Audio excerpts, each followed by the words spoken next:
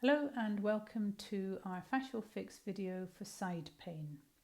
So when I talk about sides, I mean the area from your hips through your waist up into your ribs. For many people, this area can become restricted.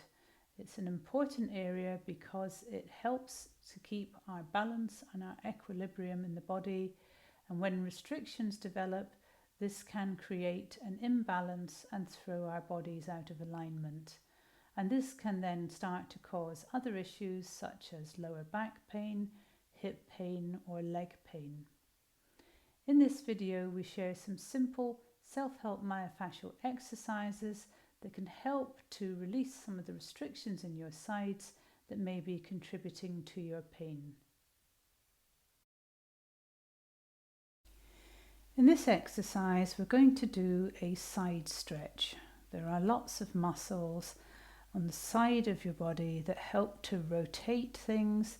They also help to allow your shoulders and your arms to move freely, and sometimes these can become stuck.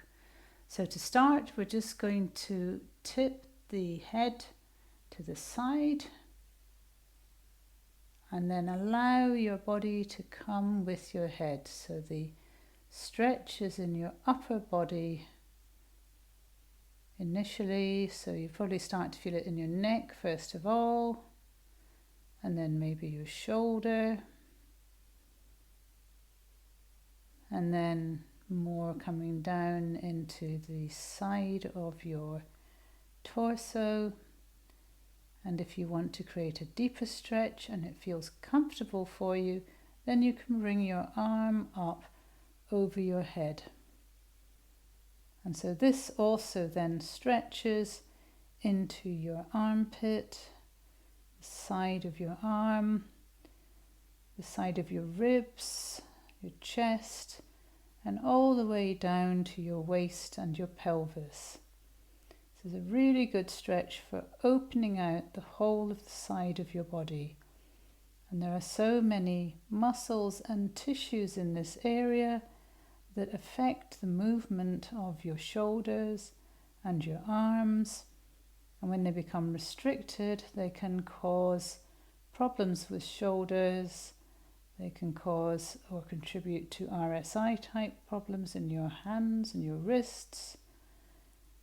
They can affect your breathing and even down into your lower body, so around your waist and your hips can be affected. So stretching like this you can do seated, as I am. You can do this standing. It's a good idea when you start to do this to do it against a wall, which can support you and make sure that your body's not tipping forwards too much. And then as you come out of the stretch, as long as you've been here for at least a couple of minutes, then gradually come out and allow your body just to relax and assimilate the stretch.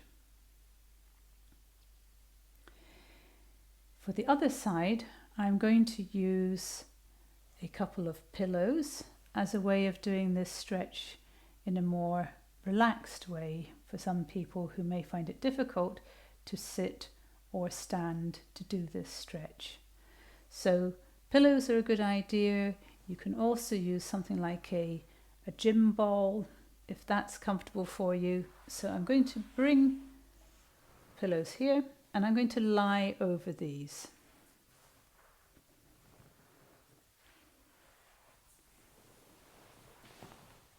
So making sure that the pillows are supporting around my waist, which gives me a stretch in the side of my body.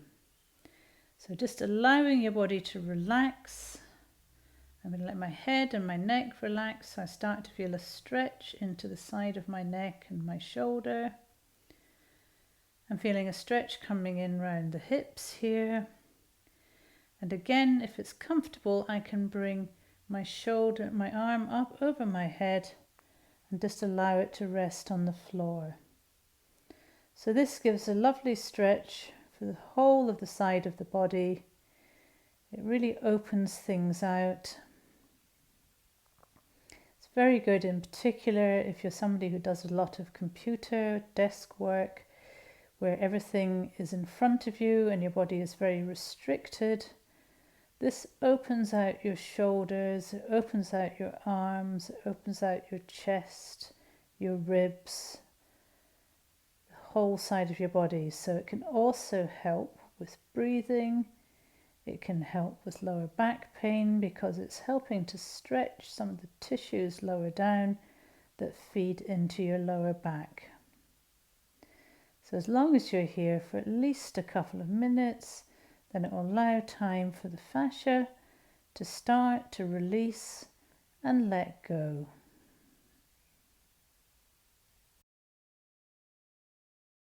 In this exercise, I'm going to use a myofascial ball to work on the area around my waist.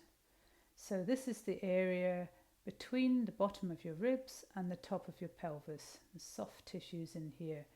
This is an important area because it contains one of the postural muscles in your body, the quadratus lumborum, and there's one on either side, and so we're going to be working to start to release this. So I'm going to place the ball on my waist and lie on my side.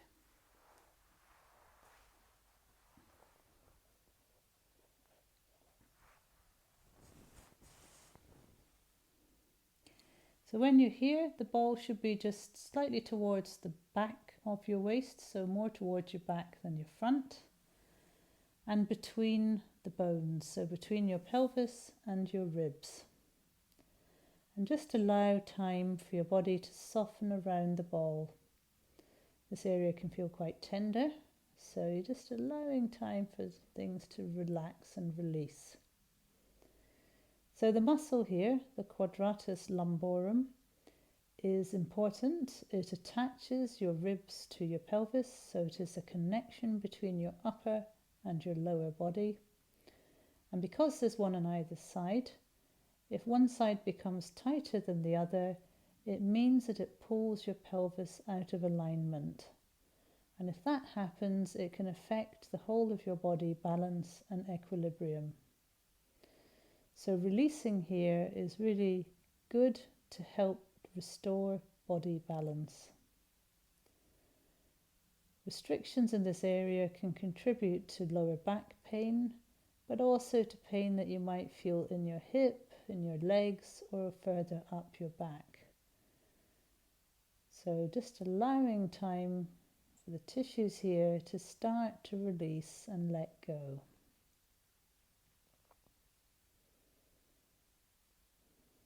And then we are going to work on the other side. So again, you can't really see it, but I've got the ball placed on my waist, just towards the back, between my pelvis and the bottom of my ribs. So the quadratus lumborum is a deep muscle. It attaches to your spine and your lower back, and this is why it can also contribute to lower back pain if it's tight. And very typically, if one side becomes tight and short, the other side will also become tight but long. And so that holds your body in its imbalanced position. And by working on both sides, you can ensure that you're starting to release those restrictions and allowing your pelvis to start to rebalance itself. This can also help with other movements that you typically do, so any kind of rotational movements are helped by this muscle, as well as things like bending to the side. So it's an important muscle to work on, because releasing your sides and making them work more freely can really help to release restrictions elsewhere. So as I say, very typically back pain, hip pain can be in part at least coming from restrictions around your quadratus lumborum. And as long as you're here for at least a couple of minutes, then the tissues will be starting to release and let go.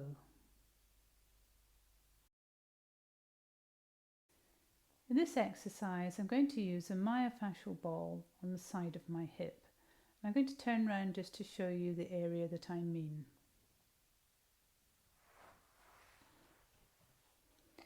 So the side of your hip is here. You can feel that there's a top of the bone here which comes round to the front, and it then comes all the way round to the back. And in this area, on top of the bone, are a number of muscles and a lot of fascial tissue, and the job of these muscles is to rotate your leg as you walk and you run, and particularly rotating out but also back in. And this is the natural movement of your leg when you are walking or running. Sometimes this area gets restricted and it means that your leg can no longer freely rotate, and that's when problems start to develop. So we're going to place the ball here on the side of the hip. So just make sure when you start that you feel the bone and you know where you're going to be placing the ball.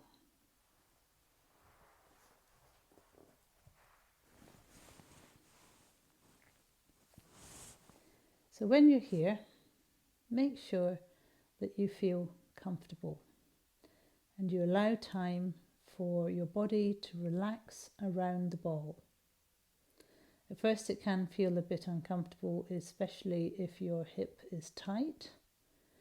But as you relax here, you'll start to get a sensation of the tissues releasing and changing. Now when you're working here, you don't have to be precise. As long as you have the ball on the bone on the side of your hip, then you will be releasing the tissues here. You can move your body around the ball if you feel that there are other areas that you want to work on. And sometimes people find that this is easier to do if they do this exercise standing and leaning against the ball against a wall. So whatever works for you is fine. The main thing is to be here for at least a couple of minutes, as this allows time for the tissues to start to release and let go. And you may find that you feel sensations here while you're lying on the ball. And working here is particularly good for lower back pain and even for knee pain. And so now I'm going to work on the other side. Again, on this side, making sure that the ball is placed on the bone on the side of your hip, because this will then start to release the tissues, the muscles that sit on top of the bone. So for a lot of people, if they have restrictions in the side of their hip here, it can contribute to lower back pain. And that's because if your leg is not freely rotating as you walk or you run, then the force will have to go somewhere else, and very typically it comes up into your lower back. But equally for some people it actually travels down their leg into their knee. So particularly down the outside of the leg into the outside of the knee. And again, that's because the leg is not able to freely rotate in your hip. And so by working here, you can start to help the tissues to release and restore that rotational movement in your leg, which takes the pressure off your back and it takes the pressure off your knee. Again, you can work on this side either lying on the floor or on your bed, or you can do this leaning against a wall. Whatever feels comfortable for you is fine, and as long as you're here for at least a couple of minutes, then it's allowing time for the tissues to start to release and let go.